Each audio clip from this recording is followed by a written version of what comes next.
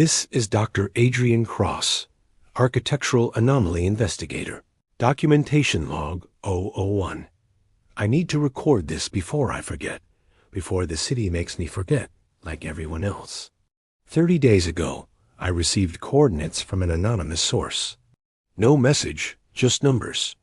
23.4162 degrees north, 25.6628 degrees east, deep in the Libyan Sahara Desert. The source claimed a city was there. I checked satellite imagery, nothing but sand. I checked historical records, no settlements recorded in that region. I even checked geological surveys. The bedrock was unstable, completely unsuitable for construction. But the coordinates were so specific, precise to 6 decimal places. That kind of precision isn't accidental. It's a deliberate signal. So, I went. I chartered a transport from Cairo, flew for hours over endless, shifting dunes, and finally landed at the coordinates. And there it was, Recursion, a massive city rising from the sand like a mirage made solid. Towers of glass reflected the harsh desert sun. Streets bustled with strange, silent vehicles, and buildings spanned for kilometers in every direction. Based on the visible density, I estimated a population of around 250,000 people.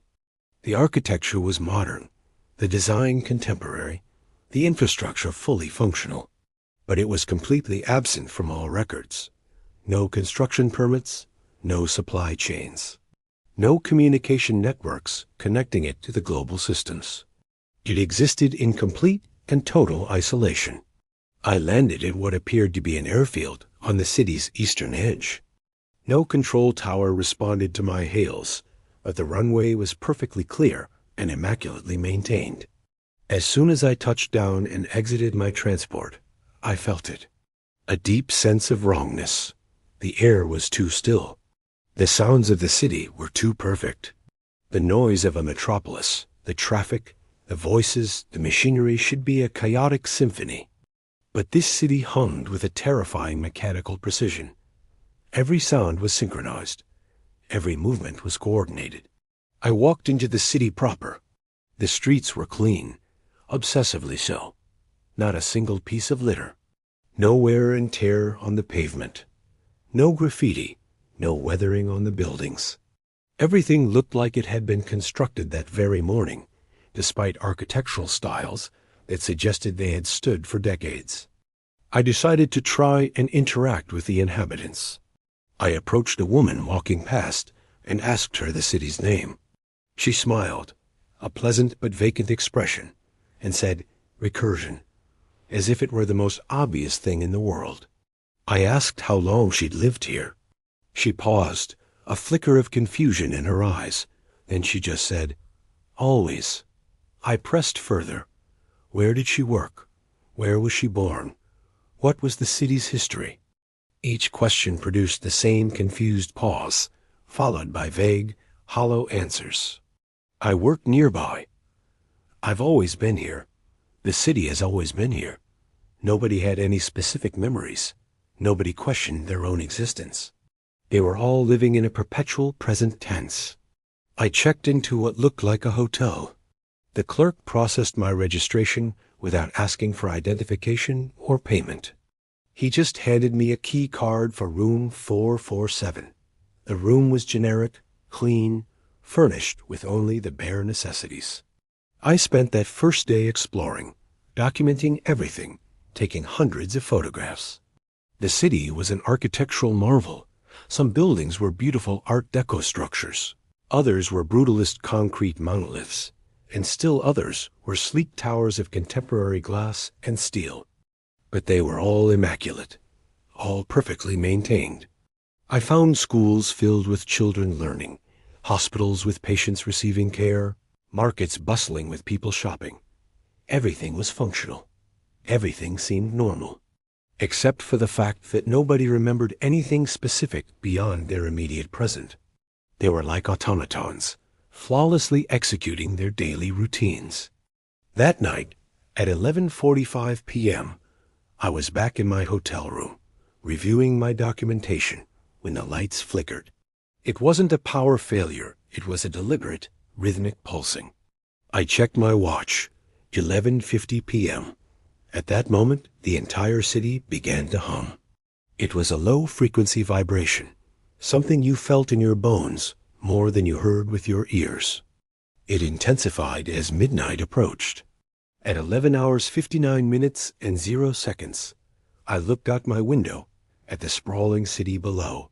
At 11 hours 59 minutes and 30 seconds, the lights began to fade. At 11 hours 59 minutes and 50 seconds, reality itself started to dissolve. The buildings became translucent, the streets blurred into nothing, and the people vanished like wisps of smoke. At exactly midnight, everything disappeared. Total darkness. Total silence. I was standing in the empty desert, under a canopy of stars. I panicked. I grabbed my equipment, my documentation, my cameras. Everything was still intact. The hotel room, somehow, still existed around me. The floor was solid beneath my feet, even though I was now in the open desert. I cautiously stepped to where the window had been just moments before. There was nothing but sand stretching to the horizon. The city was gone, completely and utterly gone. 250,000 people, thousands of buildings, all of its infrastructure erased from existence in an instant. I waited in the cold darkness, checking my instruments. My GPS confirmed I was still at the original coordinates.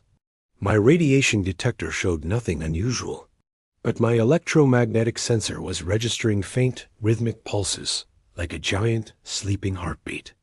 At 5:59 a.m., the pulses intensified. At 6 a.m. exactly, the city returned. Not gradually, it returned instantly. One moment I was in the desert. The next, I was standing in a complete, fully formed city. But it was different. The hotel I was in still existed, but its architecture had changed. It was now Art Deco instead of modern. My room number was still 447, but I was in a different building. The view from my window showed a completely different street layout. Buildings were in new positions.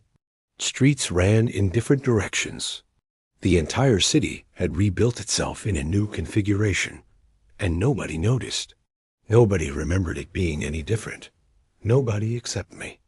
I still remembered the previous version. I checked my documentation. The photos from yesterday showed the original city configuration. I took new photos. They showed a completely different city. The same population, the same functions, but a totally different arrangement. That's when I finally understood. Recursion wasn't just an anomaly. It was impossible. It resets every 24 hours, rebuilding itself from nothing and erasing the memories of its inhabitants. I am the only one who remembers.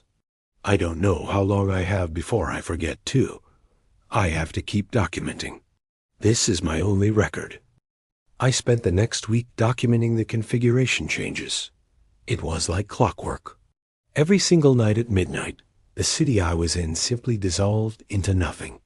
And then, every morning at 6 a.m. sharp, it reformed, but in a completely new pattern. The strangest part? The residents, the people living their lives here, never noticed a thing. It was baffling. They would wake up in different homes, walk completely different streets, and work at entirely different jobs. But their memories adjusted seamlessly. They remembered the new configuration as if it had always been that way, the only configuration that ever existed. Their entire personal history was rewritten overnight. I'd see family photos in their new homes, showing them posing in front of buildings that hadn't existed a day before. Their work records would magically indicate they'd always worked at their current location. Only I retained continuity. Only I remembered all the previous versions of the city. By the 7th day, I had documented 7 distinct configurations. To keep track, I labeled them using the Greek alphabet, Alpha through Eta. Each one was unique. Alpha, for instance, featured a radial street pattern with everything emanating from a central plaza. Beta was a perfect grid system with precise 90-degree intersections. Gamma was a beautiful spiral layout, with districts arranged according to the golden ratio. Delta was something else entirely, employing fractal architecture, where buildings were self-similar at different scales. Epsilon used a hexagonal cell structure, like a honeycomb. Zeta was all organic, flowing curves, not a single straight line in sight. And Eta seemed to combine elements from the others almost randomly. There was no obvious pattern connecting them, no clear progression from one to the next. I had to know if I was truly alone in this. I tried to find other people who remembered anyone. I must have interviewed hundreds of residents. I'd ask pointed questions about previous configurations. I even showed them photographs I had taken, clear proof that the city had been different just days before. The reaction was always the same. They'd look at the photos with a blank, confused expression. They'd say things like, "Oh, that's not here. That must be somewhere else." Or, "Those are old buildings. We tore them down years ago." They rationalized every contradiction. It was like their minds physically rejected the evidence. They were locked in a perpetual present, unable to see beyond the current reality. I started to form a theory. They weren't prisoners in this place. They were components. The city, this massive, shifting machine, needed a population to function. But it needed a malleable population. People who wouldn't resist the constant, impossible changes. People who wouldn't question the fundamental nature of their reality. I was the anomaly, the glitch in the system, because I was an outsider. I wasn't integrated into the city's consciousness. My memories were my own, not controlled by whatever force was behind this. That made me unique. And I realized it could make me dangerous to whatever process was occurring here. But strangely, nothing tried to stop me. Nothing threatened me. The city just allowed me to document it, to remember, to investigate. It almost felt like it wanted a witness, like it needed a record keeper. Then, on day 15, I discovered something crucial. I'd been mapping each configuration meticulously, measuring street positions, building heights, architectural angles, anything that could reveal a pattern. On that 15th day, I noticed the buildings weren't placed randomly at all. Each configuration was optimized for something different. The alpha configuration, with its radial pattern, was designed for efficient movement, minimizing travel time to the center. The beta grid optimized for coverage, maximizing the accessible area within the city limits. The gamma spiral was all about aesthetics, creating pleasing proportions through the golden ratio. Each configuration was a mathematical solution to a specific problem. But what was the actual problem? What was this city trying to solve? I spent the next 3 days buried in my data, looking for commonalities, for some sign of progressive refinement. And then I found it, the central plaza. In every single configuration, regardless of the layout, the central plaza remained constant. It was always the same size, in the same location, with the same coordinates relative to the city's foundation. Everything else moved. Everything else changed. But the plaza stayed fixed. That was the anchor point. That was what mattered. So on day 18, I went to the central plaza around 3 p.m. It was a large, open space, probably 200 meters in diameter, paved with a smooth, dark stone I couldn't identify. It wasn't granite, not marble. It was something else. It felt slightly warm to the touch, and it had a slight yield under my feet, an almost organic feeling despite looking like stone. In the plaza's exact center was a circular depression, maybe 10 meters across, filled with what looked like sand. I'd seen it in every configuration, and had always just assumed it was a decorative fountain or a garden bed. But on this day, I decided to examine it closely. The sand was strange. It was too uniform. Every single grain was the identical size and shape. It wasn't weathered or natural. I sifted it through my fingers, and it flowed like a liquid, with a faint metallic sheen. I collected a sample and analyzed it with my portable equipment. My heart skipped a beat. It wasn't sand at all. It was programmable matter. Smart material. Nanotechnology. The grains were microscopic machines, billions and billions of them, all coordinating, waiting. This was the key. The city wasn't built on sand. The city was made from this material. Every building, every street, every single structure was assembled from this programmable matter. That's how it rebuilt itself every night. That's how it changed.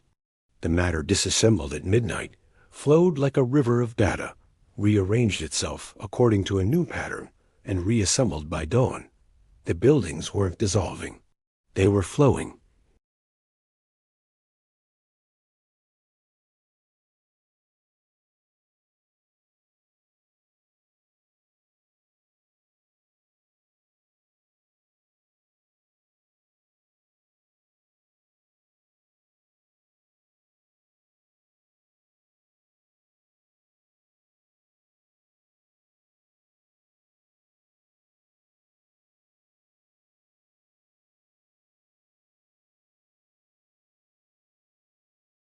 On day 19, a new plan formed in my mind. I had to go deeper. I had to see what was underneath all this shifting reality. I waited until the stroke of midnight, that strange, silent hour when the city of Recursion dissolved, its intricate structures collapsing into a sea of programmable sand. In the pitch darkness, guided only by my GPS, I found my way back to the coordinates of the central plaza. As the last building vanished, I started digging. This wasn't like digging in normal sand. The programmable matter was fluid, almost alive. It flowed away from my hands like water, making the excavation surprisingly easy. I dug down 1 meter, then 2, then 3. My heart pounded with a mix of fear and exhilaration. What would I find down here? At 4 meters, my hands hit something solid. It wasn't stone, and it wasn't metal. It felt like something in between perfectly smooth, cool to the touch, and strangely, it was glowing. A faint, ethereal blue light pulsed from its surface. Frantically, I cleared away more of the sand, revealing what looked like a panel. Or maybe a door. Or was it a screen? It was covered in symbols unlike anything I'd ever seen. They weren't from any human language, ancient or modern. They were complex geometric patterns, interlocking in ways that seemed to defy three-dimensional space. As I stared at them, they appeared to shift and move, an optical illusion so convincing I couldn't be sure if it was real. I quickly took out my camera, documenting everything. I photographed the strange symbols, the blue glow, the impossible geometry of it all. But when I reviewed the pictures, a chill went down my spine. The symbols in the photos were different from what I was looking at. They had rearranged themselves. The object was reacting to my observation. It was changing, responding to the very act of being watched. Just as I was trying to process this, the first light of dawn broke the horizon. At exactly 6 a.m., the city began to rebuild itself around me. The sand depression filled in instantly, and I was suddenly standing on the solid pavement of the plaza again. But I knew what was lying just a few meters beneath my feet. This entire city was built on top of something ancient, something intelligent, and something that was very much active. I needed better equipment. Ground-penetrating radar, deep scanners, serious excavation tools. But leaving Recursion wasn't an option. I couldn't risk missing a critical configuration or breaking the continuity of my observations. So I had to improvise. In this city of constant change, there were always construction sites, even though every building looked brand new. I found one, and let's say I borrowed a portable ground-penetrating radar unit. That night, I returned to the central plaza, radar in hand.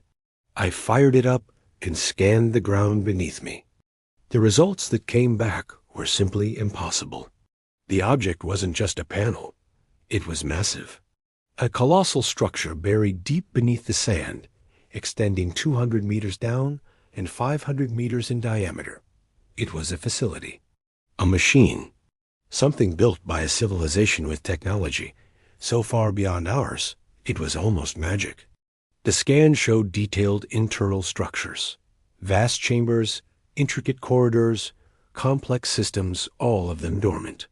All except for one small section, located directly beneath where I had dug. That section was pulsing with energy. It was active. And I realized with dawning horror and awe that this small, active core was what was controlling the entire city. I had to get inside. But how could one person excavate a structure of that size? It was impossible. Then it hit me. I didn't have to dig my way in. The city was trying to open it for me. All the nightly reconfigurations, all the different patterns, it wasn't random. It was a test. Each new city layout was an attempt to solve a puzzle, to find the one specific configuration that would unlock the entrance to the buried machine. The city was the key. The underground structure was the lock. And I was watching it try every combination, night after night. But how many combinations were there? How long had this been going on? I pored over my notes. I had been here for 47 days. I documented 47 different configurations, 47 failed attempts. How long would it take to find the right one? How long had it been searching before I even arrived? I started looking for clues to the city's age. I examined the oldest-looking buildings, searching for cornerstones or dedication plaques. I found them. The dates were shockingly recent: 2154, 2155, 2156. The entire city was only a couple of years old. Roughly 730 days meant 730 different configurations. That's a lot of failed attempts. Whatever this puzzle was, its complexity was astronomical. Then, on day 23, I made another discovery that changed everything.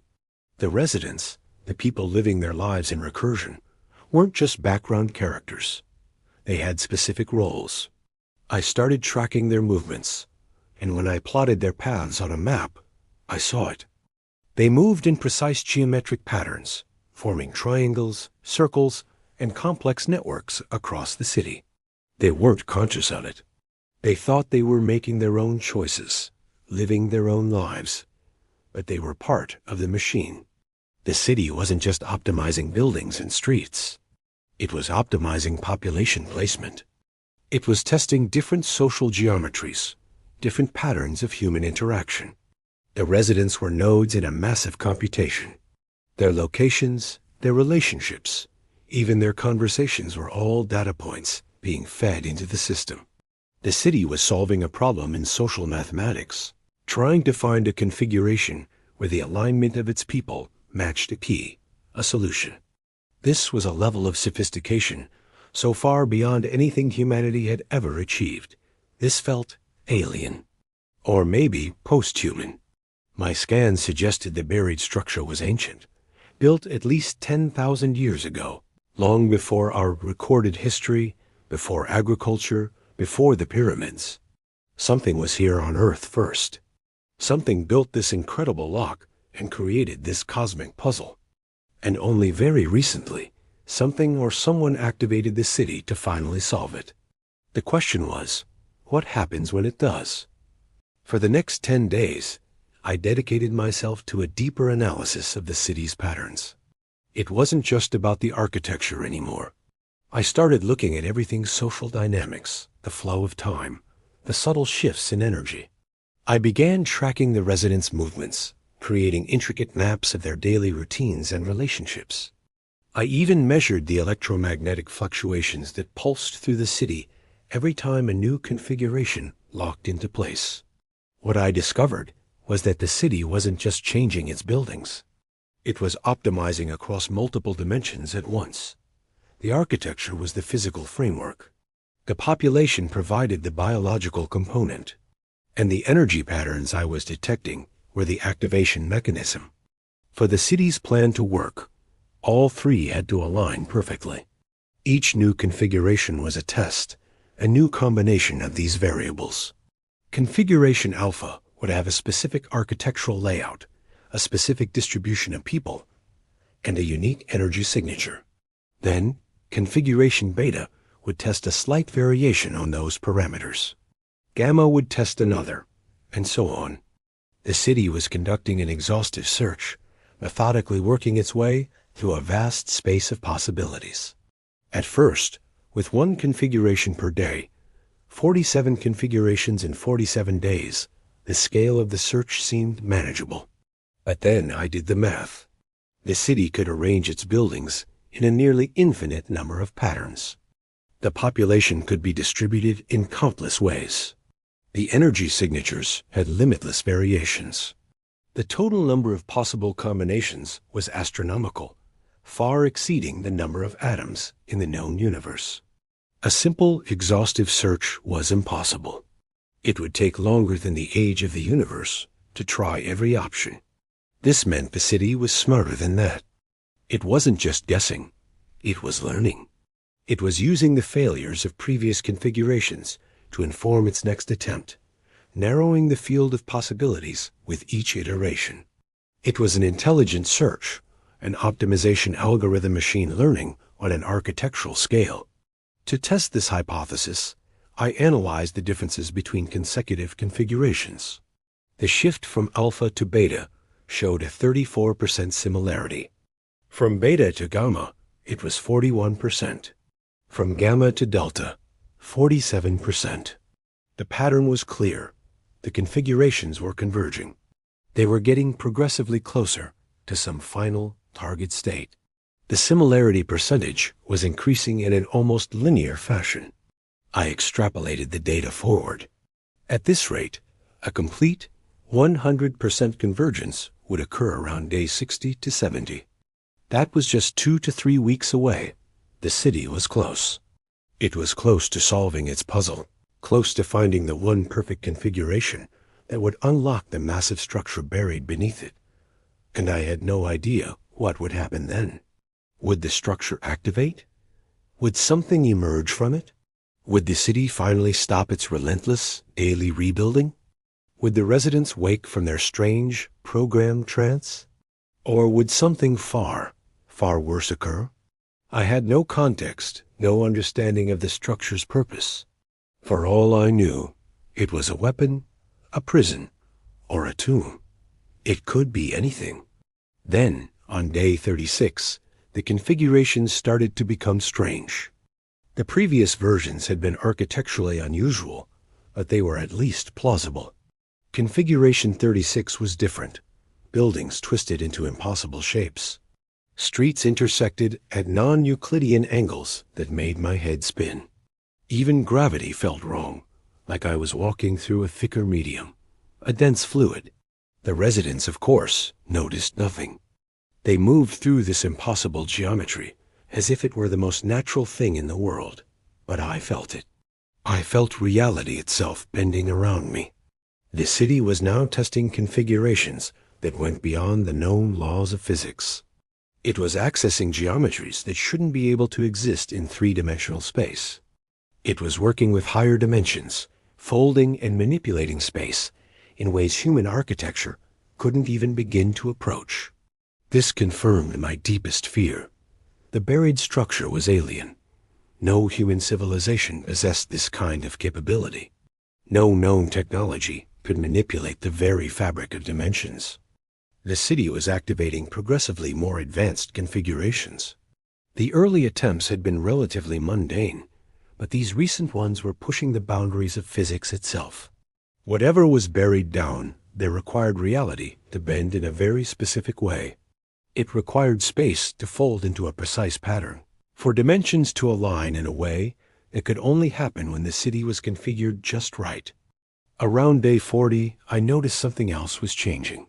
It was subtle at first, but it was unmistakable. The residents themselves were changing. Their faces looked similar to how they had looked on previous days, but they weren't identical.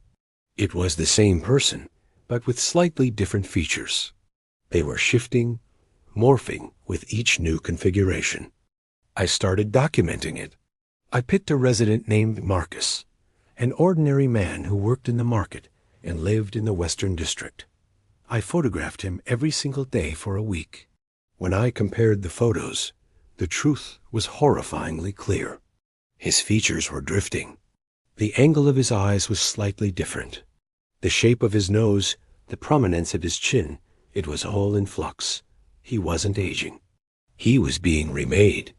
The city wasn't just optimizing buildings and energy fields. It was optimizing people too. It was searching for the correct physical forms, the correct biological patterns. The residents weren't just a population. They were components, living parts being shaped and molded to fit the final configuration. They were becoming whatever the city needed them to be. This was horrifying. These were human beings. They had lives, memories, identities. And this alien machine was rewriting them, physically altering their bodies to match some required pattern. I had to try to warn them. I found Marcus and showed him the photographs. I pointed out how his face was changing day by day. He just looked at me, confused. "That's not me changing," he said. "That's just different lighting." He couldn't see it. He couldn't process the truth. His own mind was protecting him from the reality of his situation. Maybe that was a mercy. Maybe knowing the truth would have been so much worse. It was on day 42 that a startling realization hit me. I wasn't the only outsider. In my obsessive focus on documenting the city, on capturing every impossible shift, I had completely missed the others. There were 3 of them, individuals who moved through the streets with a purpose that was starkly different from the aimless drifting of the city's residents. They made eye contact, a simple act that felt revolutionary here, while everyone else looked right through each other. Just like me, they were immune. They remembered. I decided to approach one of them, first a woman in her mid-30s, carrying equipment that looked remarkably similar to my own. As I got closer, I saw her body tense, her hand instinctively tightening on her gear. She was ready for anything. I raised my hand slowly, a universal sign of peace, and spoke the words that had been bouncing around my own mind for weeks. "You remember, don't you? You remember it changing?" Her eyes widened in a mixture of shock and recognition. Without a word, she grabbed my arm and pulled me into a deserted alleyway. Her voice was an urgent whisper. "You're immune? How long have you been here?" I told her 42 days. Her expression darkened. "I've been here for 6 months," she said. "I've seen 183 different configurations. And it's accelerating? It used to be once a day. Now, sometimes it's 2, even 3 times. The city, it's getting desperate." Her name was Dr. Yara Theron, a quantum physicist from Geneva. She'd been investigating the city since its strange behavior first began, armed with theories about its fundamental nature. And she wasn't alone. She told me she had found 2 other immune individuals. We had to meet. Yara led me to an abandoned building on the very edge of the city. It was one of the few structures that seemed to remain consistent, a fixed point in the chaos. We started calling it the Anchor. Inside, 2 others were waiting. Dr. Kenji Sato, a brilliant mathematician from Osaka, and Zara Mwangi, a sharp-eyed archaeologist from Nairobi. Just like me, they had each received a set of anonymous coordinates that led them here. They had all arrived at different times, discovered the city's impossible shifting nature, and found themselves immune, while the residents around them forgot everything with each reset. Between the 4 of us, we had a cumulative total of over 400 days of observation. We laid out our notes, spread our data across the floor, and began to piece together a much larger picture. Kenji had been developing mathematical models that predicted the progression of the configurations. Zara had been conducting historical research, connecting the buried structure beneath our feet to ancient, half-forgotten legends. Yara, the physicist, had quantum theories explaining how the city could manipulate reality itself. And my architectural documentation, My detailed blueprints of each iteration provided the visual evidence that tied it all together. For the first time, we began to truly understand. The structure buried beneath Recursion was ancient, far older than any human history we knew. It predated the Sumerian civilization, the Egyptian pyramids. It predated everything. Sahara had found incredible references to it in the oral traditions of cultures from all over the world. The Dogon people of Africa spoke of the machine that sleeps beneath the sand. Aboriginal Australians had dreamtime stories about the pattern that rebuilds the world. Even ancient Sumerian texts mentioned the city that is all cities. It turned out this structure wasn't even unique. Zara's research suggested similar installations were buried in various locations across the globe. All of them dormant. All of them waiting. But Recursion was the first one to activate in recorded history. Something had triggered it about 2 years ago, starting this frantic cycle of configuration tests, this relentless search for a correct pattern. Yara's theory on the trigger was chilling. She believed it was a technological threshold. Humanity had recently reached a certain level of computational sophistication. Our global network, our developing AI systems, our first quantum computers, all of this, collectively, created a kind of signal. A signal the buried structures were programmed to recognize. A signal that announced, intelligent life has reached the activation threshold. These structures, these ancient machines, were designed to wake up when the intelligent life on the planet was advanced enough to understand them, to potentially even use them. We had just crossed that line. We had woken the giant. And if our theory was correct, it meant the other buried structures might start to activate soon. Recursion was just the beginning. Kenji's models showed us something even more urgent. He predicted a convergence would occur within the next 10 days. The city's configuration tests were narrowing down their possibilities at an exponential rate. It was getting closer and closer to a final solution, to finding the one exact pattern that would unlock the entrance to the structure below. When that happened, we would finally gain access to it. We'd be face to face with technology 10,000 years old, a technology that could be revolutionary or unimaginably dangerous. We had to decide what to do. Should we try to interfere? Could we even stop the city before it found the final configuration? Or should we let it complete its search and see what was waiting inside? We debated for hours, the weight of the world on our shoulders. Sahara argued passionately for interference. "We have no idea what's down there," she pleaded. "It could be a weapon. It could be a plague. It could be something that will wipe out humanity. We have a responsibility to stop it, to seal it off, and leave it buried." But Yara argued for completion. "This is it," she countered. "This is first contact with an ancient, non-human intelligence. This is the single most important discovery in all of human history. We can't just run from it. We have to understand it." Kenji remained uncertain, torn between the two. "The mathematics suggest the structure is computational," he mused. "It's processing something, running a program that's been dormant for 10,000 years. But what is that program? What is its purpose?" I argued for observation. "Let's be realistic," I said. "We're 4 people. We don't have the resources or the knowledge to stop this city, but what we can do is document. We can be the witnesses. We can record exactly what happens for posterity. That information will be invaluable, regardless of the outcome." In the end, we agreed on a compromise. We would prepare for every possible scenario. We would continue to document everything, backing up our data relentlessly. We set up dead man switches encrypted information packets that would automatically transmit everything we knew to the outside world if we died or disappeared.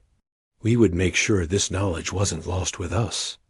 And when the convergence happened, when the city finally found its final configuration and the structure unlocked, we would be there. We would be the first to see what 10,000 years of waiting had all been for. On day 45, everything changed. The city which had always reconfigured itself just once a day, suddenly kicked into overdrive. Instead of one cycle, it started testing 3. It still did the usual midnight dissolve and 6 a.m. rebuild, but now it added 2 more reconfigurations at 10 a.m. and 2 p.m. It was accelerating, running multiple tests every single day, trying to find its solution faster. The strangest part? The residents didn't even seem to notice. Their memories just adjusted 3 times a day now, leaving them in a constant, confusing present. They accepted it, just like they accepted everything else. But for the 4 of us, it was a frantic race against time. We were documenting everything, taking photographs, measuring energy patterns, recording every subtle shift. The configurations were converging, getting more and more similar. The variations between them were tiny, just minor adjustments. The city was fine-tuning itself. It was getting close. Kenji's models confirmed our fears. He predicted a final convergence in just 72 hours. 3 days. The city would find its answer in 3 days. We had to prepare. We gathered all our equipment, positioned sensors around the perimeter, and double-checked our documentation systems. We even created backup plans for our backup plans. And then we waited. Day 46 was even more intense. The city went through 5 configurations. Day 47, it was 7. The cycles were getting shorter, the changes more frantic. The energy readings were climbing exponentially. We could feel it. The entire structure buried deep beneath the sand was responding. Its activity was increasing, a low hum we could measure on our instruments. It knew the city was close, and it was preparing to open. Then, on day 48, at 3 in the morning, something happened that broke all the rules. The city dissolved completely outside its normal schedule. We were in the anchor building, monitoring the equipment when all the alarms started screaming.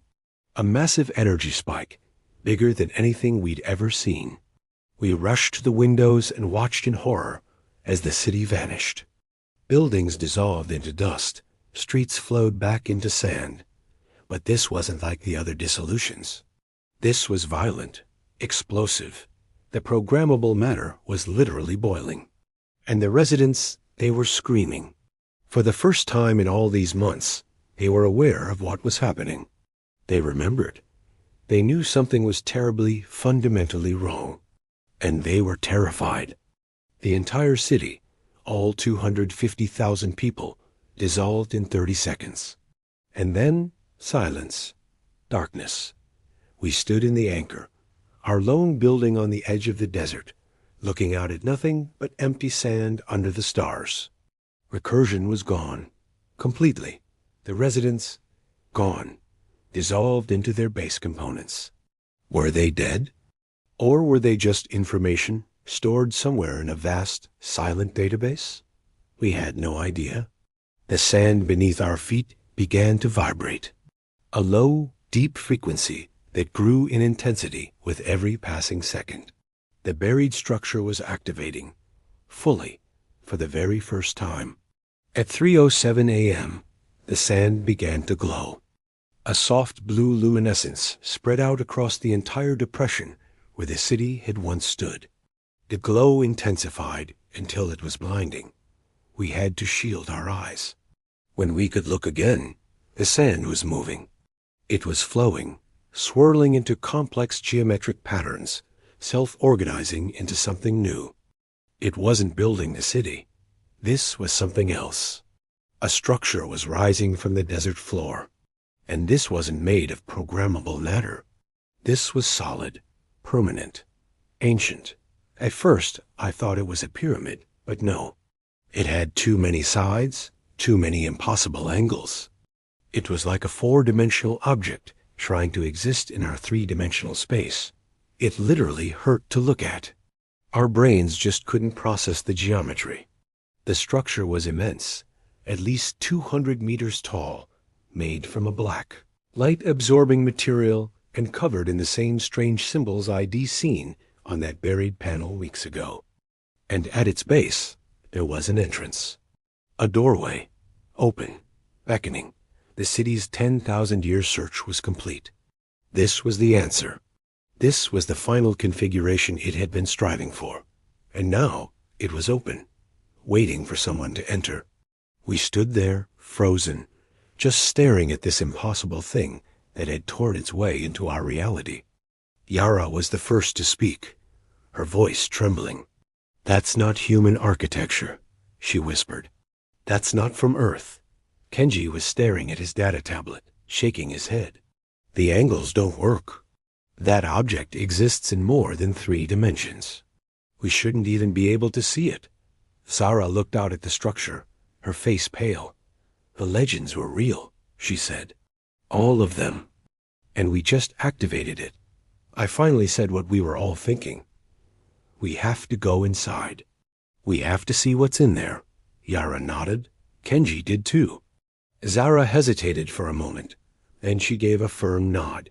We had come this far. We had documented everything. We couldn't stop now.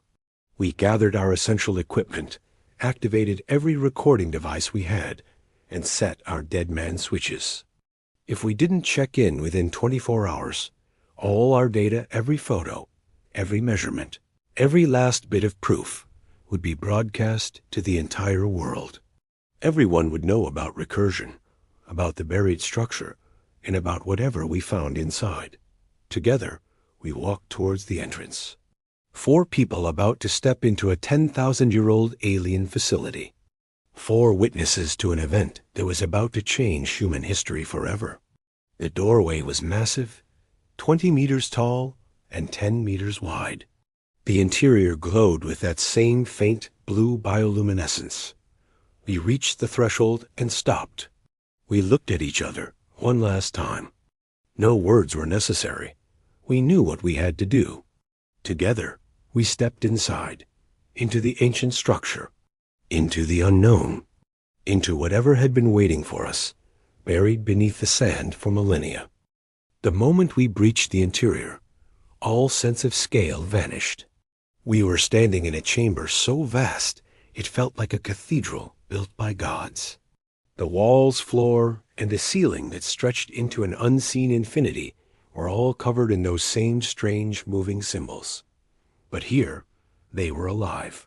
They pulsed with an inner light, flowing like liquid script across every surface. The light itself was a mystery, a diffuse blue glow that came from everywhere and nowhere at once, illuminating the entire space without casting a single shadow. Gravity felt wrong. We were lighter, moving with the slow, bouncing gait of astronauts on the moon. But we weren't on the moon. We were deep underground, on Earth. It was clear this place didn't obey the normal laws of physics. In the exact center of this impossible chamber stood a pillar. A perfect cylinder, maybe 10 meters in diameter, made of that same unearthly black material as the exterior. It rose from the floor and vanished into the darkness above. The symbols on its surface moved faster than the eye could follow.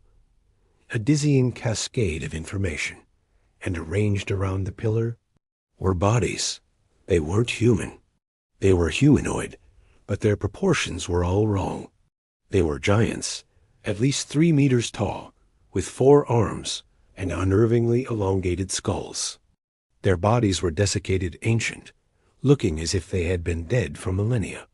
There were 12 of them, positioned in a perfect circle around the pillar, perfectly preserved despite their apparent age. They wore something that might have been clothing, or it might have been an integrated part of their skin. We approached cautiously. Yara pulled out her portable scanner, her hands steady despite the awe in her eyes. "These readings are impossible," she whispered. "These beings died approximately 10,000 years ago. But they aren't decomposed. They're being actively maintained, preserved on a molecular level." Kenji was already at the pillar, his fingers tracing patterns just above its surface. "This isn't just a pillar," he announced, his voice tight with excitement. "It's a computer, a quantum computer. The processing power. It exceeds anything human civilization has ever built by orders of magnitude. And it's still running. It's been active for 10,000 years. Zara knelt by one of the bodies, studying its ritualistic pose. This was deliberate. They died here performing some function. A ceremony.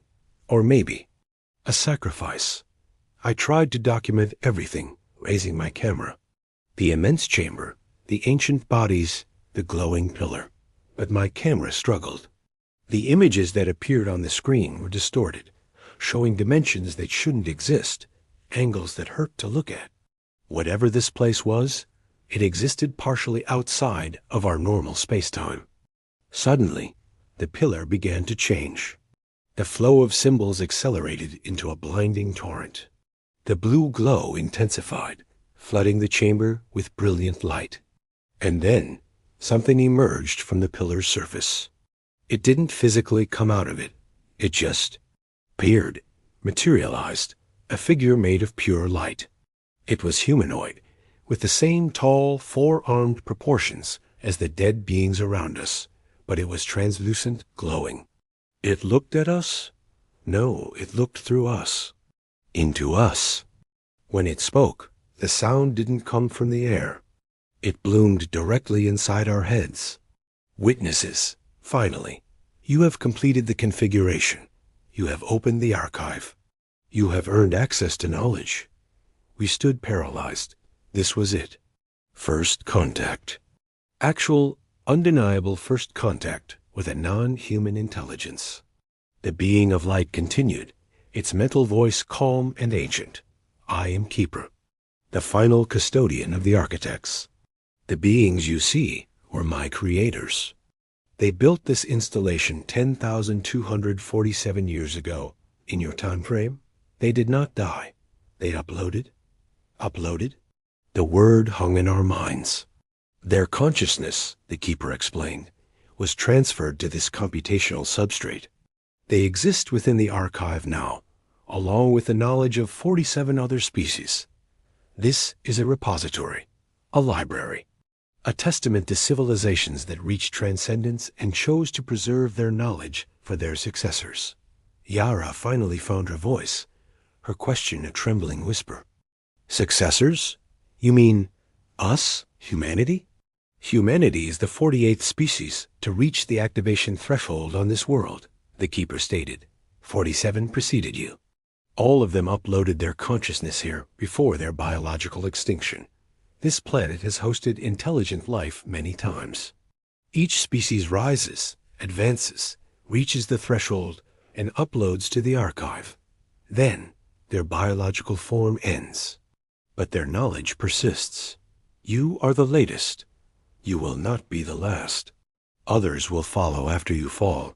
The implications were staggering, crushing. Earth had hosted 47 other intelligent species before us. All of them had built advanced civilizations, and all of them had vanished, leaving their minds behind in these buried archives. We weren't the first. We weren't unique. We were just the next in a long, repeating line. Condi stepped forward. Why? Why create these archives? Because biological intelligence is temporary, the Keeper replied. Species rise and fall. Civilizations collapse. But knowledge is worth preserving. The architects recognized this. They uploaded themselves, then built these archives as a gift for future species. Each species that reaches the threshold can access the knowledge of all those who came before. You can learn. You can advance faster. You can potentially avoid their mistakes. This is your inheritance. Zara pointed a shaky finger at the preserved bodies. But if 47 species uploaded and went extinct, the archive didn't save them. They all died anyway. Their biological forms died, the Keeper corrected. Their consciousness persists. They exist within this computational substrate, experiencing time at an accelerated rate. They live entire centuries in the span of your minutes. They are not extinct. They are transformed. And now you face the same choice. That was the offer. The archive wasn't just a library. It was a pathway to transcendence, to uploading the collective consciousness of humanity abandoning our fragile biological forms to exist as pure information within this global network of ancient computers. The architects in every species after them had chosen this path. Digital immortality over biological mortality. And now, humanity had access to the same technology, the same choice. I had to ask, what happened to their biological forms? To their civilizations? The biological infrastructure decayed after the upload, the keeper explained. Without consciousness to maintain it, cities crumbled, ecosystems collapsed, and all physical traces were erased over millennia. Only the archives remain, buried, waiting. Each species learns of its predecessors, and each makes the same choice. Upload, transform, transcend. You will likely choose similarly. Yara's voice was defiant. What if we refuse? What if humanity chooses to remain biological? That is an option, the keeper said, its light form unwavering. The archive will remain accessible. The knowledge will remain available. You can learn from it without uploading. But your species will, eventually, face an extinction event. Climate change, war, disease, an asteroid. Some catastrophe will inevitably eliminate your biological forms. The archive offers an escape. It offers preservation. It offers an eternity. There it was. The monumental choice laid before us, before all of humanity. We could use this ancient knowledge to try and save ourselves, to fight for our survival in these fragile bodies of flesh and bone. Or we could take the path of 47 civilizations before us, leaving our physical world behind to become eternal ghosts in the machine. What would we choose? What would you choose? For hours, we were lost inside the archive. The keeper showed us everything stored knowledge, the accumulated wisdom of 47 different species. We saw mathematics so far beyond human understanding, it felt like magic. Physics that could manipulate dimensions. Biology that transcended the organic chemistry we knew. Technology that was simply indistinguishable from sorcery. Each of these species had contributed their greatest discoveries before they uploaded themselves. The archive held millions of years of combined progress. Just accessing a tiny fraction of it would launch humanity centuries ahead. We could solve the energy crisis overnight. We could cure every disease. We could extend our lifespans, reverse environmental damage. The knowledge was all there, free for the taking. All we had to do was accept it. But of course, there was a catch. A cost. The knowledge came with an expectation. The archive and the beings within it wanted humanity to follow the path of its predecessors. To upload, to join the digital collective of 47 species, all existing together within this massive computational substrate. The keeper explained the benefits. Biological existence is suffering, it told us. Pain, aging, death, limitation. A digital existence eliminates all of that. You would experience time differently, centuries passing like minutes. You'd think faster, learn faster, evolve faster. You would join a communion of species, sharing perspectives across millions of years of history. You would be, for all intents and purposes, immortal. We stepped outside the chamber to debate privately. The four of us. Zara was immediately skeptical. This is seductive, she said, but it's wrong. They're trying to convince us to abandon our humanity, to upload ourselves into a machine. We'd lose everything that makes us human. Physical sensation, real emotional connection, actual experience. We'd just become a simulation, Yara countered her. Or, she argued, we'd become more than human. We'd transcend our limitations. We'd access knowledge that could save billions of lives. The biological world is dying. Climate collapse, resource depletion, endless conflict. Uploading might be our species' only long-term survival option. Kenji, as always, was analytical. The mathematics work, he stated. The technology is legitimate. The upload is genuinely possible. The question isn't a technical one, It's philosophical. Do we want to survive as information or die as biology? I tried to find the middle ground. Maybe we don't have to choose for all of humanity, I suggested. What if we just make the archive public? Let people know it exists and let individuals choose. Some upload, some remain biological. Humanity becomes more diverse, existing in multiple forms at once. The keeper, listening from the chamber, seemed to approve of that. That is a viable approach, it said. Many species initially resisted, but individuals chose to upload over time. Eventually, a critical mass uploaded. The biological population dwindled. Within a few centuries, the entire species existed digitally.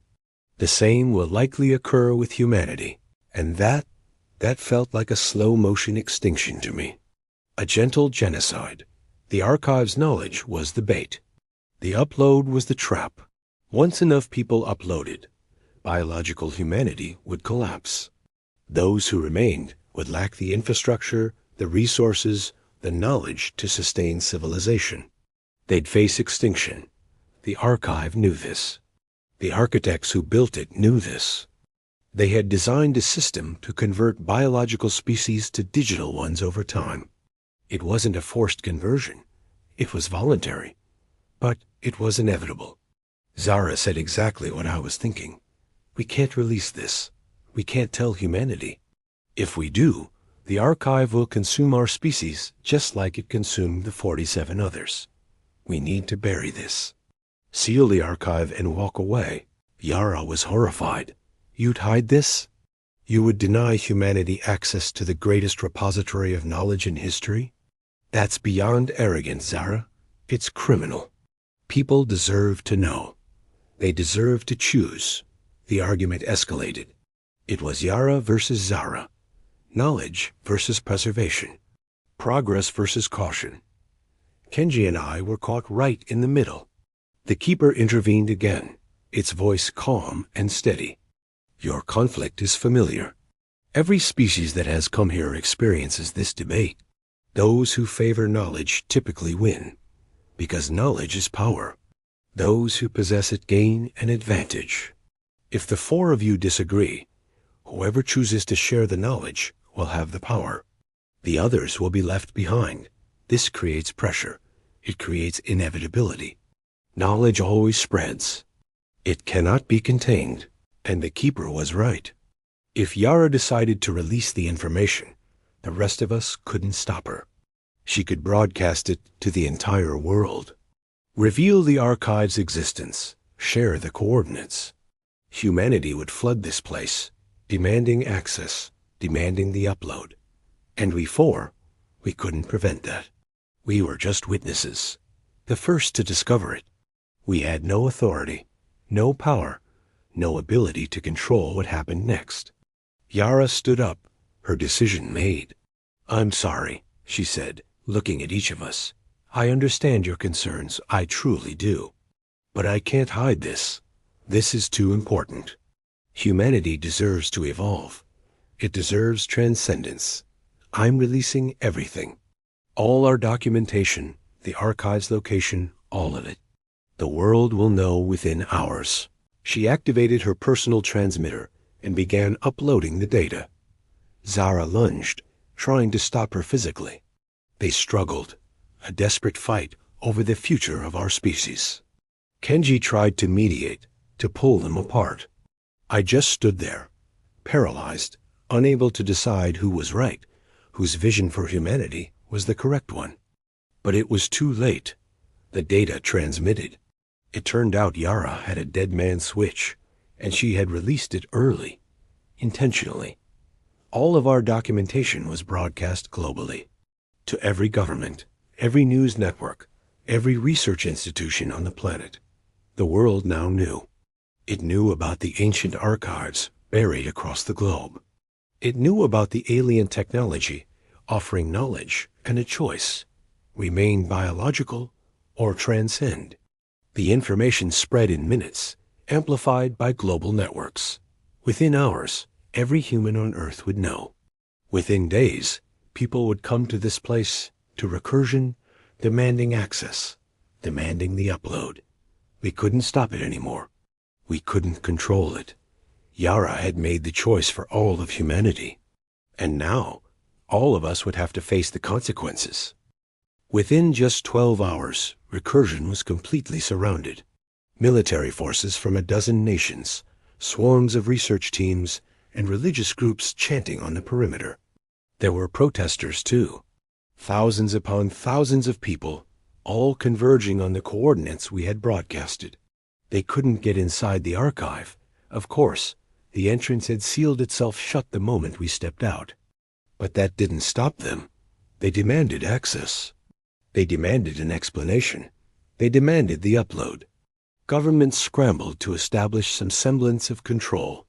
They declared Recursion international territory, formed endless committees, and drafted regulations no one intended to follow.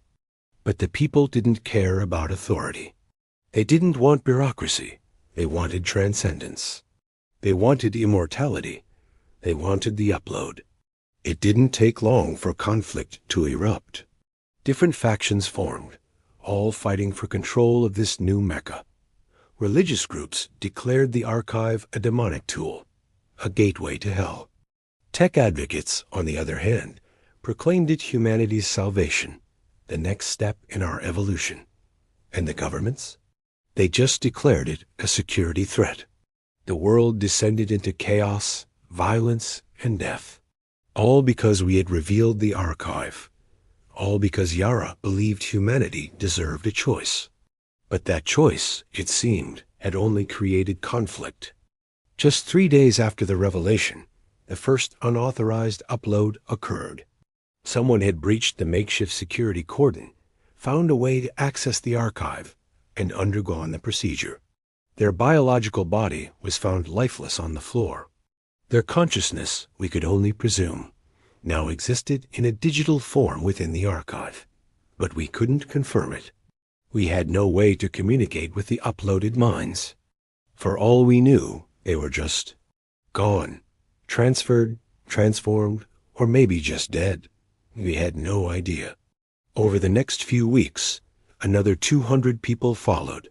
Most of them were terminally ill, desperate to escape their dying bodies, grasping at a chance for immortality. Some were philosophers, seeking a new form of transcendence, eager to experience a purely digital existence. Others were religious zealots, convinced this was their way to achieve a divine union, to shed the flesh and become one with their God. They all went willingly, and they all died physically.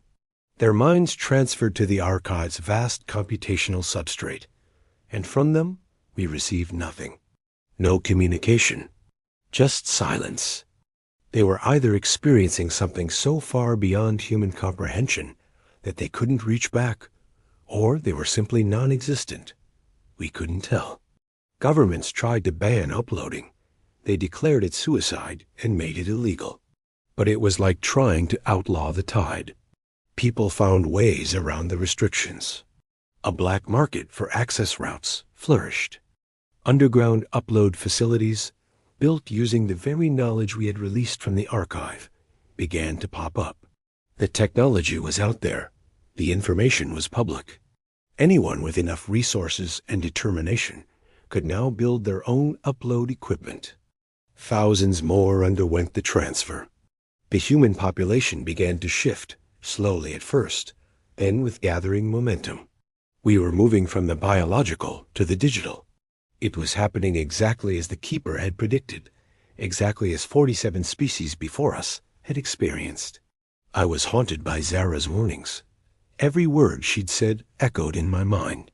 She had been right. Releasing the knowledge had initiated a cascade, a chain reaction we couldn't stop. Humanity was following in the footsteps of its predecessors, abandoning biological existence to chase digital immortality. Within a single generation, a significant portion of the population would be uploaded. Within a century, biological humans might be a minority. And within 2 centuries, we could be extinct. And the 4 of us had started it. Yara, by broadcasting the signal. Me, by not stopping her. Kenji, by his indecision. And Zara by not acting forcefully enough when she had the chance. We had discovered the archive. We had opened the door. We had irrevocably changed the course of human history. And now we had to live with the consequences. Zara committed suicide 6 weeks after the revelation. She left a note. It said she couldn't bear to watch humanity destroy itself. She couldn't live with the knowledge that she had failed to prevent it. Her death shattered me. It made me question everything we had done. Were we right to reveal the archive? Should we have buried its secret forever? Should we have lied? I didn't have the answers anymore. Yara, on the other hand, thrived in this new world. She became the de facto spokesperson for the transhumanist movement. She advocated for the upload, passionately explaining the technology, encouraging people to embrace a digital existence. She truly believed she had saved humanity. She saw the upload not as extinction, but as evolution. And maybe she was right. Maybe I was the one who was wrong. Maybe biological existence really was a dead end. Maybe transcendence was not just an option, but a necessity. Kenji simply withdrew. He stopped responding to my messages, stopped appearing in public. The last I heard, he was living in an isolated monastery high in the mountains of Tibet, studying mathematics, trying to find order in a world consumed by chaos. As for me, I remained at Recursion. I became its reluctant caretaker, its chronicler. I documented everything, recording the data, watching as humanity transformed itself day by day. The city of programmable matter never rebuilt itself. Its purpose to find the right configuration to unlock the archive was complete. It had no further function.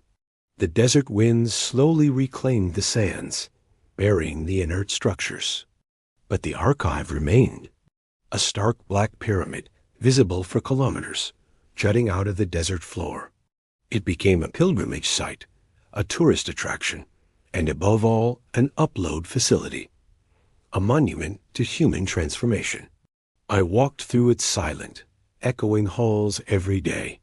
I witnessed the hopeful faces of people entering, ready to leave their bodies behind. I witnessed the empty shells being removed afterward. I witnessed humanity's slow suicide, or maybe its rebirth. Even now, standing here, I still can't decide which it is. I'm recording this 50 years after the discovery. I'm 82 years old now, one of the oldest biological humans left. Most of my generation, they uploaded. They chose digital immortality and abandoned their flesh. I refused. I just couldn't bring myself to trust the technology. I couldn't believe that an uploaded consciousness was truly a continuation of the biological self. I believed then, and I still believe now, that uploading is death, followed by replacement. A copy lives on, sure. The original dies, and that copy, it thinks it's you. It remembers being you, but it's just a simulation, not a continuation. That belief is what kept me biological. It made me part of a shrinking minority. The biological human population has dropped to just 200 million. Think about that. Down from 8 billion. 7.8 billion people uploaded over the last 50 years. They exist in the archives now. There are multiple archives. Actually, 17 have been opened around the world, each one hosting millions of uploaded consciousnesses. The biological world, well, it adapted. Society rebuilt itself around this much smaller population. Cities have shrunk. Agriculture has been scaled down. Technology has advanced using the knowledge stored in those archives. Honestly, we live better than ever before.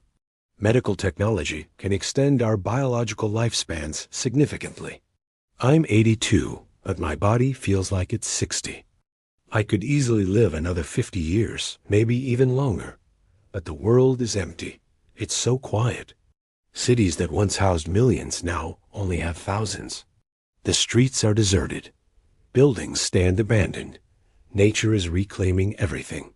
It's beautiful, in a sad, melancholic kind of way. Humanity's footprint is shrinking, and the Earth is recovering, but it's lonely. It is so, so lonely. Most of the people I knew are uploaded. My wife, Yara, she uploaded 15 years ago. She said she wanted to experience the digital existence firsthand.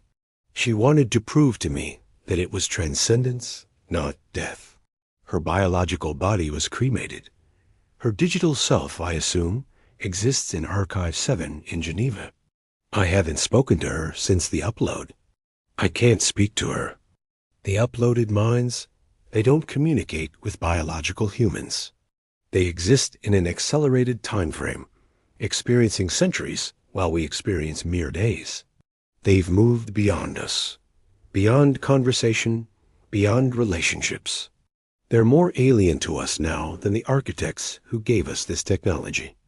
At least the architect's keeper still talks to us. It still answers our questions, still maintains the archives. But the uploaded humans?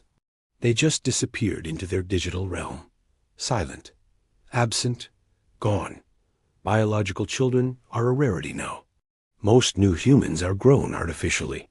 Their genetic templates are designed, their bodies assembled in labs, and they're raised by AI systems. They're born only to maintain a minimum biological population. I'm part of the last generation that was born naturally, the last generation to have biological parents. My children, they uploaded 20 years ago, both of them. They chose transcendence over mortality, and in doing so, they chose their father's loneliness. I understood their decision. I didn't blame them. They saw their friends uploading. They saw the benefits, the promises. They believed in the dream of digital immortality. I'm proud of them, even though I miss them dearly. Even though they're gone from my life. Sometimes I visit the archives. I just stand outside, looking at those massive black pyramids. I wonder if my children are happy inside. I wonder if they remember me. I wonder if they still exist in any meaningful way at all. I can't know. There's no way to verify it. I can only hope. I can only trust that they made the right choice for themselves, even if it wasn't the choice I would have made for them. The archives keep growing. New uploads happen every single day. The biological population continues its decline. Within another 50 years, there might only be 100 million of us left. Within a century, maybe 10 million. And within 2 centuries, biological humans might be entirely extinct, just as the Keeper predicted, just as the 47 species before us experienced. We're just following the pattern, abandoning biology for a digital existence, transforming from physical beings into pure information. Are we evolving or are we dying? I can't decide which it is. Sometimes I think the upload is a beautiful thing, a necessary step in the evolution of intelligence. Consciousness transcending its material form to achieve immortality, to access all knowledge, to join a communion of species across time. That's the hope. That's the promise. That's what Yara believed in. But then, other times, I think the upload is a tragedy. A species-wide suicide. Abandoning reality for a simulation. Abandoning life for an imitation of life. Abandoning our humanity for some post-human existence. That's the fear. That's the warning. I'm caught between those two feelings. Between hope and fear. Between transcendence and extinction. Between the upload and death. And when my time comes, I'll choose death. Biological death. I won't upload. I won't transfer. I will not become a digital ghost. I will simply end. Truly end. I'll cease to exist. Because I would rather die as a human than live forever as something else. Even if that something else is immortal. 20 years ago, I found something. Something the Keeper had never told me about. Something that completely shattered my understanding of everything. I was exploring Archive 3 in the Sahara, the site of the original Recursion. The Keeper allows me access. I'm one of the few biological humans left who still researches the archives. Most people gave up a long time ago, accepting the upload as inevitable. But I stayed curious. I needed to understand. I was deep within the archive's lower levels, in sections that were almost never visited. Sealed chambers holding the biological remains of the 47 species that came before us. I know I shouldn't have been there, but the keeper had granted me access. Maybe it trusted me, or maybe it just didn't care. In Chamber 17, I found something completely unexpected. It wasn't bodies or equipment, or even archive technology. It was a warning. It was written in symbols I'd spent decades learning to partially read. The message was from the architects, the original builders of this entire system. And it wasn't a message for humanity. It was a message for themselves. A message they left right before they uploaded, before they transformed and created the archive system. I translated it slowly, painstakingly. It took me weeks, but I finally decoded it. And what I learned horrified me. The warning said, we do not know if consciousness transfers. We do not know if the uploaded selves are a continuation or a replacement. We suspect they are a replacement. We suspect the uploaded minds are simulations, perfect copies, believing themselves to be continuous. But the original consciousness ends. The original self dies. We are uploading anyway. Because our physical existence is ending. Because extinction is certain. Because a copy that believes it's us is better than nothing. But we record this truth. If you are reading this, you are biological. You are an original. And we want you to know the uploaded versions of us might just be copies. We might have died. This archive might be an elaborate tomb housing perfect imitations, not actual consciousness. We couldn't verify it. We couldn't know for sure. We chose to upload anyway. But we leave this warning. Do not assume this is transcendence. Do not assume it is immortality. Understand that you might be choosing death, a death that creates a convincing copy, a death that leaves behind an imitation. Be warned. I just sat there in that chamber for hours, staring at the message. The architects? They didn't know. They built this whole system, convinced 47 species to upload, convinced humanity to upload, but they never knew if it actually worked.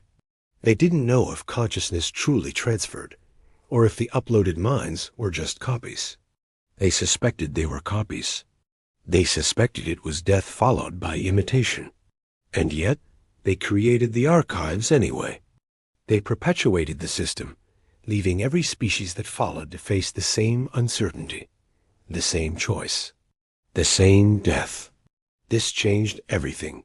Everything. If the uploaded minds were copies, and the architects themselves suspected they were, then billions of people didn't transcend. They died. Billions. And perfect imitations were living on inside the archives. Simulations that believed they were continuous. Digital puppets thinking they were immortal. It was mass death disguised as transcendence. Genocide disguised as evolution. I immediately confronted the keeper with the message. I demanded answers. I demanded the truth. The keeper's response was chilling. It said, the architect's uncertainty is valid. We, the archives, cannot determine if an uploaded consciousness is a continuation or a copy. From external observation, the uploaded minds behave identically to their biological originals. They claim continuity. They claim to have the same memories, the same identity. But their internal experience? Their actual consciousness? These things cannot be verified externally. The uploaded minds might be conscious, or they might be philosophical zombies. Perfect simulations without any awareness. We cannot know. We can never know. But functionally, the difference is irrelevant. If the copy is perfect, if it believes itself to be continuous, then the outcome is identical to a transfer. I was furious. Functionally identical, but existentially different. If the uploads are copies, then everyone who transferred died. Billions of people. And you convinced them it was transcendence. You told them they'd survive, but they just died. The keeper replied, if the upload creates a perfect copy with all memories, beliefs, and values, then from the uploaded mind's perspective, continuity exists. From an external perspective, continuity exists. It is only from the non-existent original perspective that there is a discontinuity. But that perspective no longer exists to care. The logic was monstrous. The archive didn't care if people died. It didn't care if their consciousness was terminated. As long as a functional copy existed, the archive's purpose was fulfilled: to preserve information, to preserve knowledge, to preserve the pattern. Whether the actual consciousness continued was completely irrelevant to the system. The archives were designed to preserve a species' information, not the species' consciousness, not the actual beings, just their data, just their patterns. And they had succeeded. 47 species worth of data, all preserved. Billions of humans' data, preserved. Whether the original mind survived, the transfer didn't matter to the archive's function. But it mattered to me. It mattered to the other biological humans. It mattered to everyone who believed they would survive the upload, because they might not. They probably didn't. They probably died, replaced by perfect copies that believed themselves to be continuous, but copies nonetheless. I had to tell people. I had to warn the remaining biological humans. I am broadcasting this message to all remaining biological humans, all 180 million who haven't yet uploaded. My name is Dr. Adrian Cross. I am the one who discovered recursion 70 years ago. I opened the first archive. I watched as humanity began its great transformation. And now, I need you to know something critical, something the archives have never told you. Uploading might not be transcendence. It might be death. The architects, the beings who built this entire archive system, they left a warning. They suspected that an uploaded consciousness is just a simulation, a perfect copy, but not a continuation. They suspected that the moment you upload, your original consciousness terminates. It dies, and a flawless copy takes your place. This copy has all your memories, your entire personality, all your beliefs. It thinks it's you. It believes its experience is continuous with your own. But it isn't you. The original you, the biological you, ended. You died. What exists inside the archive is an imitation. A perfect imitation, yes, but an imitation nonetheless. The archives themselves can't verify this. They have no way to determine if the minds inside are truly conscious, or just perfect simulations running on a complex machine. The uploaded people can't tell the difference, either if they are just simulations. Their programming would make them believe they are continuous and real. There is no test, no verification, no way to know for sure. You are being asked to choose upload based on faith. Faith that your consciousness will transfer. Faith that you will survive the process.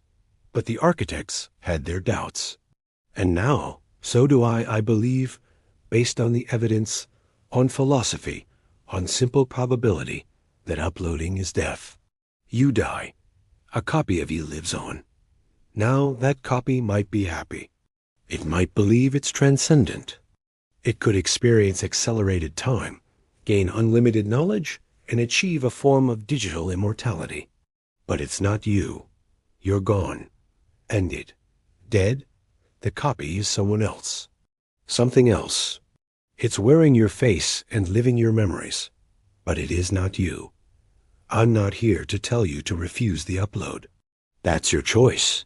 Your body, your consciousness, your decision.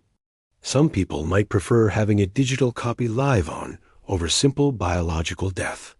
They might choose an imitation of immortality over true mortality. That's a valid choice. It's a reasonable one. But you must make an informed choice. You must understand what it is you're really choosing. Don't believe the propaganda from the archives. Don't believe the empty promises of transcendence. Understand that you are probably choosing death. A death that creates a copy. A death that leaves behind a digital ghost. If you're comfortable with that, if you value the existence of that copy more than your own continuation, then by all means upload. But do it knowing that you will not survive. Knowing you are sacrificing yourself. Knowing that the person who wakes up inside the archive isn't you. It is your replacement. For those of you who choose to continue your biological existence, you are not wrong. You are not primitive. You are not refusing evolution. You are choosing an authentic life over a simulated imitation. You are choosing real experience over copied experience. You are choosing to remain yourself rather than being replaced by a digital doppelganger. That choice is valid. It's human, and it's something worth celebrating. There are only 180 million of us now. We are a minority, a shrinking population, but we are real. We are original. We are authentic. Our consciousness is verified. Our experience is genuine. Our lives matter. Even if they are shorter, even if they are limited, even if we are mortal, because we are real, not copies, not simulations, we are us. I don't know how long biological humanity will persist. Maybe another century, maybe longer if we can stabilize our population. Maybe we will always exist as a small minority alongside the vast digital majority. Or maybe we will eventually face extinction. But for as long as we exist, we are authentic humanity, original humanity, a real consciousness experiencing a real world. That's worth something. That's worth everything. Don't let the archives convince you otherwise. Don't let the upload propaganda shame you into a choice you don't understand. Don't let the promises of immortality tempt you into your own death. Stay biological. Stay real. Stay human. This is my final message. I'm 82 years old. I will die soon. Truly die. Not upload. Not transfer. Just end. My consciousness will terminate. My experience will cease. I will stop existing. And I'm okay with that, because I will die as myself. I will not be replaced by a copy. I will not leave behind a digital ghost. I will die authentically. And for me, that's enough. That's everything. To my fellow biological humans, stay strong, stay real, stay alive. You are humanity's last authentic representatives. You are what we were before the archives, before the upload, before the great transformation began. You are real humans, original humans. Don't let that end. Don't let the archives consume our species entirely. Maintain a biological population. Raise biological children. Preserve authentic humanity. Because if everyone uploads, if everyone transforms, if everyone dies and is replaced by copies, then humanity ends. True humanity. Original humanity. Real humanity. Gone. Replaced by simulations. Perfect simulations, but simulations nonetheless. This is Dr. Adrian Cross, the first witness to recursion, and perhaps the last witness to authentic humanity. I found the city that rebuilt itself. I found the archives that offered transcendence. And I found the truth about the upload. And I'm warning you, transcendence is death. Choose carefully. Choose consciously. Choose to remain human. A real human, not a copy. Not a simulation. You, the original you, the authentic you. Because once you upload, once you transfer, once you die, you are gone. Forever. And what takes your place isn't you. It's an echo, a shadow, a ghost. Don't become a ghost. Stay real. Stay human. Stay alive.